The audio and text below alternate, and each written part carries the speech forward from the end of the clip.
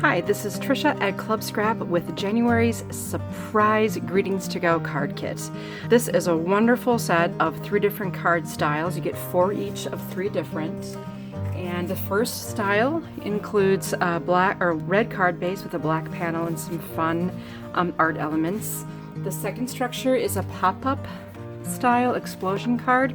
So when you open it, the greeting is inside and it pops up like that in an explosive way. And the other one is sort of a standing up card structure. Really neat to construct this.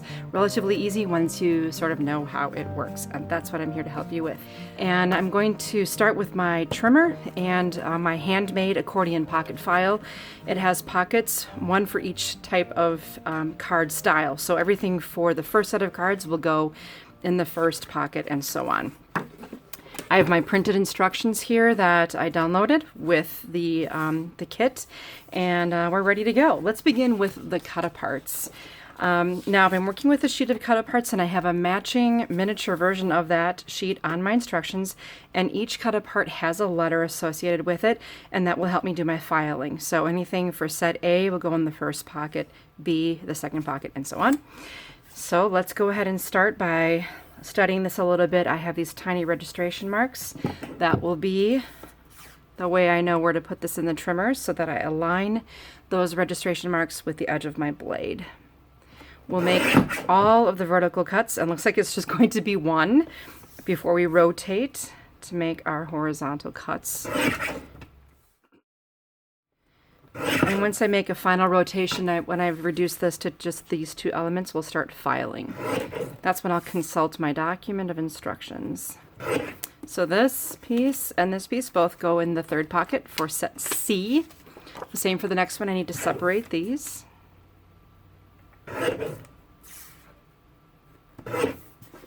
Both of them go in set C. Now I have these 3 elements to trim. All 3 of these go in pocket A. And then I have these longer ones. Those will go in pocket B. And one last strip to separate into 3 sections.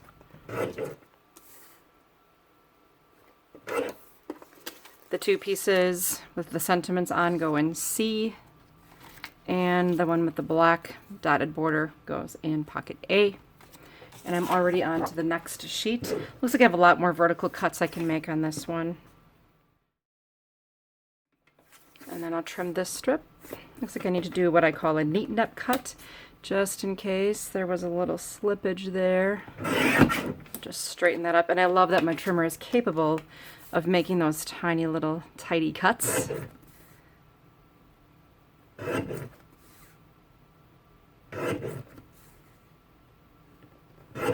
Okay, this one goes in set B, and all the black and white ones, A. And I'll repeat that for this next strip. Once again, B, and all of these in A. All of these go into B. Same for this strip, they all go in B.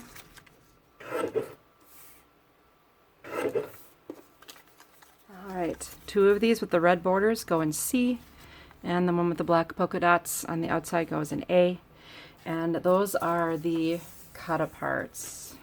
Next, I'll consult my instructions again by looking at the different types of cards and see if there's any trimming prep work that needs to be done, or I'll file things away as I'm able. So you should have a sheet or a series of 4 black panels. Those simply get filed into the first pocket for set A. These will be setting aside to do some scoring. We have a little bit of prep work to do with these. So we'll set those the set of 4 pink long ones aside. And this pink panel, there's just one like it. It's 4.5 by 8. We'll trim it horizontally at 6, 4, and 2.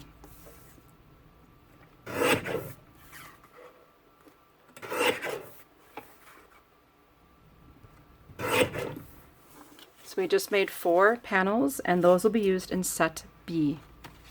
Here we have 3 different sizes of green panels. There are 4 long ones, 4 more narrow ones, and then there's this one lone wolf. This one does also get trimmed. It's 4 by 7. We'll trim it horizontally at 5 1/4, 3 1/2, and 1 3/4. And that should give us 4 equal-sized pieces that will be used in set C.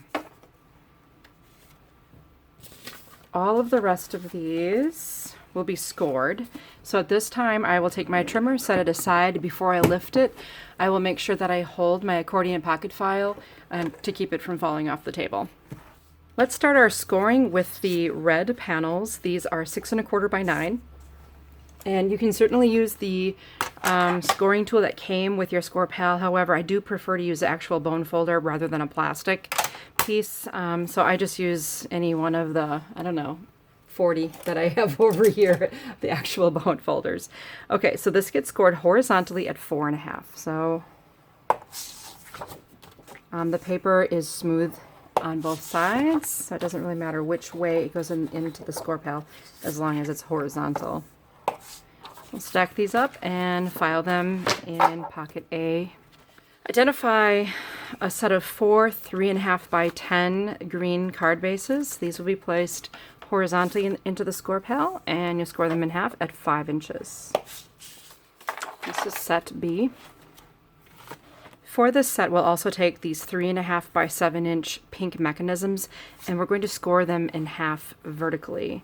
So that's going to be at 1 3/4 inch vertical.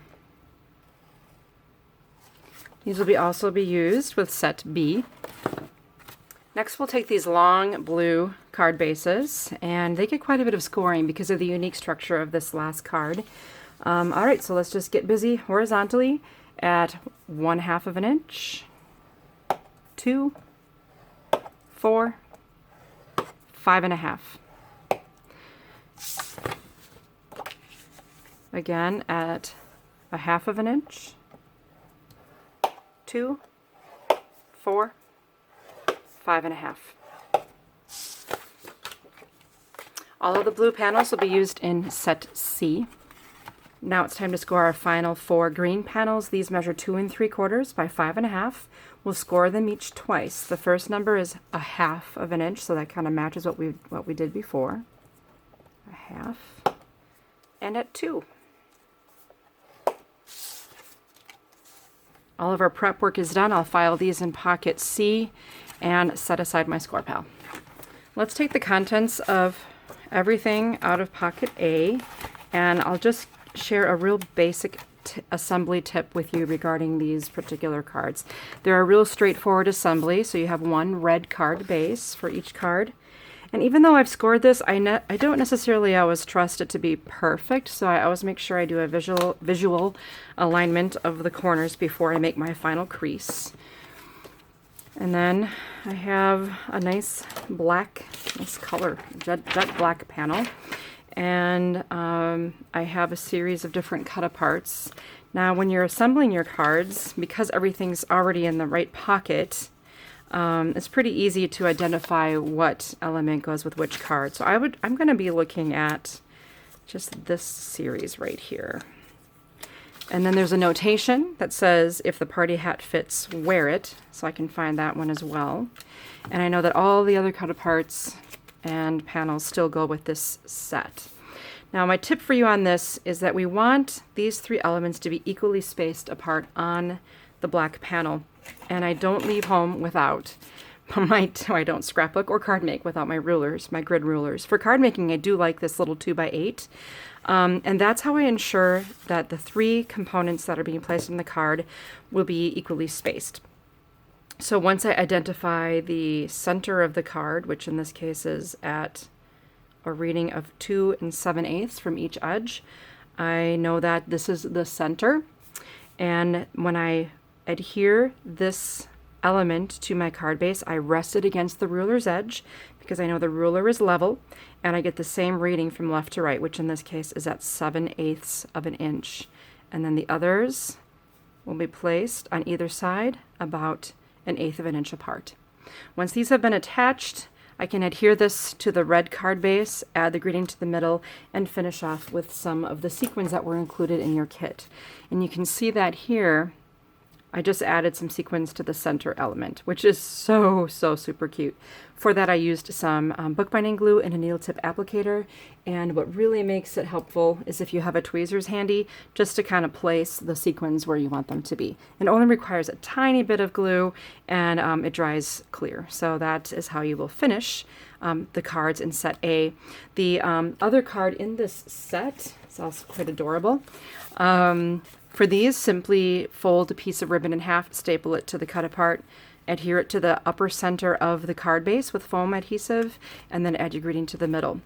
Once again, I did not fail to use my grid ruler to help center that card onto the black panel. Let's move on to set B. Let's take everything out of the pocket for set B, and we do have one more scoring task. I originally just tried folding, but I think scoring works better for these elements. Let's just take one of the long skinny cut aparts, and it's 7 inches long. Let's score this at 1 3/4, 3 1/2, and 5 1/4. I'll just do that quickly for all of them. 1 3/4, 3 1/2, 5 1/4. You'll need 5 pieces for each card. First, the green card base that's been scored, and then the pink mechanism that has also just been scored so far. And then you'll have a nesting pink panel with a sentiment for the outside front of the card, and then the pop-up or the explosion art element for the inside of the card. For this, we'll simply fold it in half. That's where the first score, the center score should be there.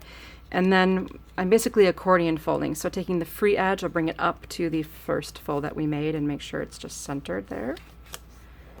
And then flip it and do the same on the other side. And that's the exploding part of the card. Now, the green panel, we'll just simply fold that in half. Make sure the corners are lined up nicely. Make your crease. Okay, this is the fun part, making the mechanism. We've already scored down the center. I'm going to place this horizontally in front of me with the indentation of the score facing up. I'll take my grid ruler and place it vertically over my horizontal pink piece. And I want to find a measurement from the left edge. I want to find 1 3/4. So each solid line on my ruler as I move it is 1/4 of an inch. So once I reach the center of the ruler, I'm actually at 1 inch. And then I'm going to go all the way down to 1 3/4. At this point, I only have 1/4 of an inch of ruler exposed past the edge of the card, of the mechanism base. Okay, then I will push firmly down on this ruler, and I'm going to take the upper right corner of this mechanism piece and bring it down to the edge of the ruler. And make a crease, and that crease happens to be at a perfect 45-degree angle. In fact, let's look at this. See how it matches up with my desk blotter. By the way, these are our new desktop blotters from Club Scrap. I love them. Okay, so then you'll unfold. Now I'm going to bring the bottom right corner up to the ruler's edge to form an X. Look, and it matches the X on my desk blotter. Then I'm going to turn it over, and I'm going to fold along the center score line. All right, now if I just kind of push in the middle, this paper wants to do something. If I bring the left and right corners so that they're touching, or I'm sorry, edges, these are edges, so that they're touching, and just flatten the whole works down on my desktop, I now have the mechanism for the pop-up.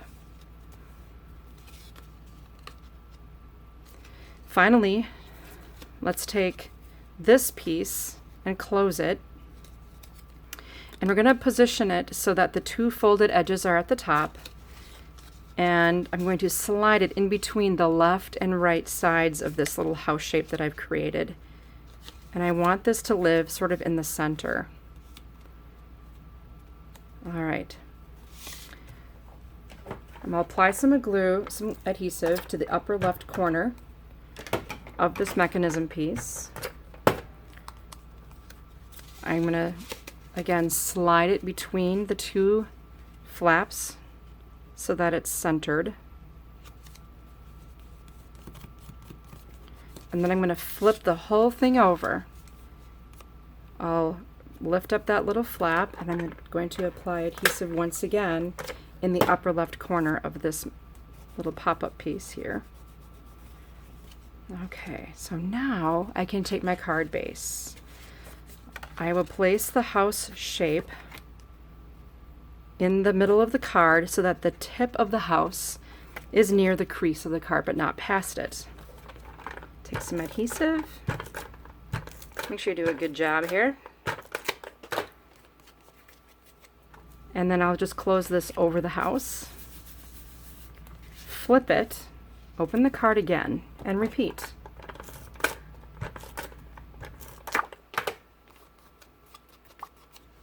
Close and burnish. And hopefully when we open it, we'll see an explosion.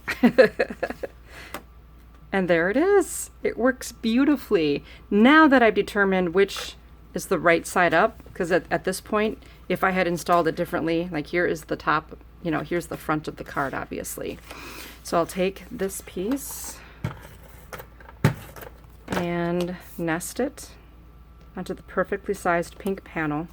And I can tie some ribbon around this and attach it to the right edge of the card, centered, you know, top to bottom and with equal margin on the right. Of course, the handy dandy grid ruler can help make sure that that happens.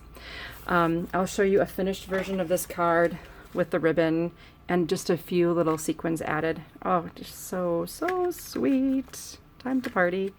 Okay, this is the explosion card. I'll show you one more time how to make that mechanism. I think that's probably the trickiest. So again, placing it horizontal, I have the ridge here. With the ruler placed 1 3/4 inch from the left edge. Now if you're right-handed, you can switch that. Take the upper right corner and bring it down to the ruler's edge. That's your first angle. Unfold, bring the lower right corner up to the ruler's edge, and crease. Now flip it over and fold on the horizontal score. Then push down in the center, bring the left and right edges together, and you make a house shape. And remember that the mechanism goes in between the left and the right flap of the house. All right, moving on to the third card structure. I love this one. I can't wait to show you how this one comes together. I'll remove everything from the third folder, and I always just make sure that, there we go, I had treats from the last card stuck in there. Not that that's ever happened before. I always make sure everything's empty before you get rid of that. And let's begin with the blue portion of our card structure. It has all these score lines on them, and they're all facing the same way. Like this is the indentation of all four scores. So I'm simply going to fold on each one. I'm going to be folding inward. And that last fold that I made basically folds this card in half. That's not how it's adhered. Okay, so what this is designed to do is make a rectangular shape. You see that? So when the card is sitting on the counter or the tabletop, that's how it looks. And when it's mailed, that's how it's sent. Which means this little 1/2 inch flap here is the only thing that gets adhesive. I'm going to use my 1/8 inch score tape for that. You can use any kind of adhesive. And I'll just put this right near the score line. Okay, I'll make one more dry run. So if this card is in its final position, that's kind of where this flap will need to be adhered. But I want to adhere it when it's flat. So if I just simply remove the backing and close the card, burnish, when the card opens, it will open correctly. Always easier to add adhesive when things are flat rather than holding them in a certain shape. And now it's exactly where it needs to be so that when the card is flattened for mailing, it's like that. Okay, now the next piece is going to be the other smaller green scored piece. I will do the same thing and just fold on the prepared score lines. And I'm going to apply some score tape And the reason I'm using score tape is because my ATG tape is a 1/2 inch wide, and so is the fold. I'll burnish, and let's do our dry run. Now, the bottom edge of this green piece is centered at the bottom of the card when it's open. And then that little 1/2 inch flap will be pressed up against the back center of the card. So again, when it's being mailed, it's flat, and when it's received and opened, it looks like this. Okay, creates this nice little shelf. So I think we're going to start by attaching this part to the front of the card. Just to make sure I don't apply adhesive beyond this area here. If you want, you can use your grid ruler to ensure that you're centered. Looks like 1 3/8. Okay, so now I know that my mechanism is centered onto the card, and we still have to deal with this last flap. Notice that when the card is flat for mailing, that's where that flap is going to live, so I can safely remove my backing and flatten. Then when the card is opened, everything is right where it should be. Finally, to finish, all the artwork has been prepared to fit properly within the scored areas. So I'll add my big birthday cake to this one. And then I've got a happy birthday, enjoy your special day. There should be a green panel to match the size of the sentiment. We trimmed that earlier. And then I'll attach this to the back of the card at the top. So this is on the blue card base. Nice. Okay, finishing touches. First of all, you'll want to take that silver edged grosgrain ribbon and just wrap it around. This is so, to me it just reminds me of like a gift box. And then I just did the V cut on the ribbon tails. And then I took a tweezers and my bookbinding glue and added just a touch of those pretty sequins onto the card. You can repeat that as well to finish the remaining cards, and you'll have 12 gorgeous cards from Club Scrap's surprise collection. I hope you love it.